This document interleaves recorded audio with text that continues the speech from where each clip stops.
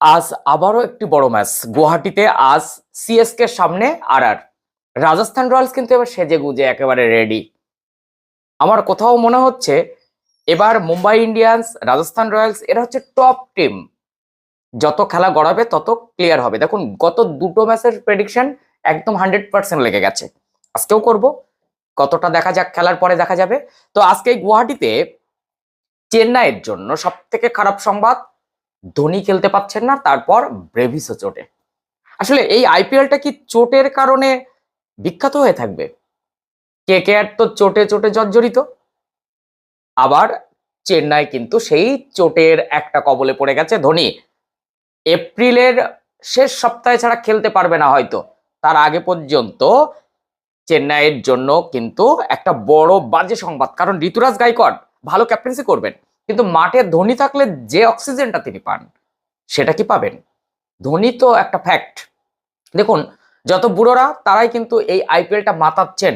প্রথম দিন কিং কোহলি, দ্বিতীয় দিন অজিঙ্ক্য রাহানে, তার সঙ্গে হিটম্যান। দেখুন, আজকে তো আমরা চেয়েছিলাম ধোনির কাছ থেকে একটা বড় রান, তবে আজকে এই মাঠে যারা টসে জিতবে তারা চেস করবে। তার কারণ শেষের দিকে কুয়াশা পড়ার একটা প্রবণতা রয়েছে, মাঠ ভিজে যেতে পারে। ফলে টস ফ্যাক্ট কিন্তু রয়েছে। হ্যাঁ, রান খারাপ হবে না, ভালো রান হবে। আমি প্রথমেই চলে যাই যে সিএসকে এর টপ 11টি কেমন হতে পারে। দেখুন, সঞ্জু আর ঋতুরাজ গাইকোয়াড় ওপেন করবেন, এটা নিয়ে কোনো দ্বিমত নেই। সেটা সঞ্জু এবং ঋতুরাজ গাইকোয়াড় ওপেন করবেন, সেটা ঋতুরাজ গাইকোয়াড় নিজেই জানিয়ে দিয়েছেন। তারপর ওয়ান ডাউন আইস মাত্রে শিবম দুবে, এই চারটে ফিক্সড। এর পরের থেকে এসে গেছে সমস্যা। আমি বোলিং সাইডে খালিল আহমেদ, নূর আহমেদ এদেরকে রাখছি। মাঝখানে আমি প্রশান্ত ভীরকে রাখছি, যাকে নিয়ে সব থেকে এবার আইপিএল এর উত্তেজনা থাকবে, কারণ তার রেটটা কোথায় গিয়ে দাঁড়িয়েছিল। এবার ওভারটার্ন ম্যাট হেনরি, এটা আমার মনে হচ্ছে কার্তিক এই জায়গা থেকে শট খেলবেন কি, এই একটা জায়গা নিয়ে আমার দ্বিমত রয়েছে। তবে আপনি যদি রাজস্থান রয়্যালসের দিকে আসেন তাহলে একদম ক্লিয়ার, জয়সওয়ালের সঙ্গে বৈভব সূর্যবংশী ওপেন করবেন, তারপর রিয়ান পরাগ, ধ্রুব জুড়েল, শিবরান হিটমায়ার, একবার ব্যাটিং বিস্ফোরণ, রবীন্দ্র জাদেজা, তারপরে দাসুন সানাকা, এরপরে জোফরা আচার, সন্দীপ শর্মা, রবি বিষ্ণুই এবং অ্যাডাম মিলনে। এই যে একটা ধামাকাদার একটা একাদশ আমি বললাম, সেই জায়গা থেকে আপনাদের কি মনে হচ্ছে? তবে দেখুন, আজ 30শে মার্চ, ধোনি খেলতে পাচ্ছেন না। এরপর সিএসকে কিন্তু 3 তারিখ এপ্রিল পাঞ্জাবের সাথে, 5 তারিখ বেঙ্গালুরুর সাথে, 8ই এপ্রিল দিল্লির সাথে, 18ই এপ্রিল হায়দ্রাবাদের সাথে এবং 23 এপ্রিল মুম্বাইয়ের সাথে।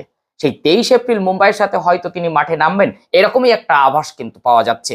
সেই জায়গা থেকে এই মাঝখানে পাঞ্জাব, বেঙ্গালুরু, দিল্লি, হায়দ্রাবাদের মতন টিমকে হ্যান্ডেলিং করতে পারবে কি সিএসকে?